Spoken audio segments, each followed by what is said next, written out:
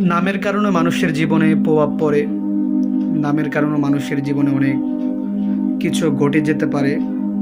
তো আমাদের প্রতিটা মুসলমানের উচিত বাচ্চাদের সুন্দর অর্থ দেখে নাম রাখা।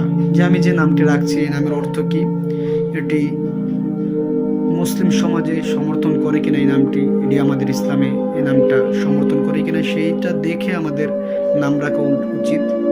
তো আজকে আমরা জানবো আসমা নামের অর্থ।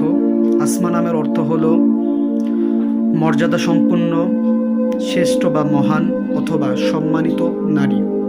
আসমা নামের মূল অর্থ হলো সম্মানিত নারী। খুব চমৎকার একটি নাম।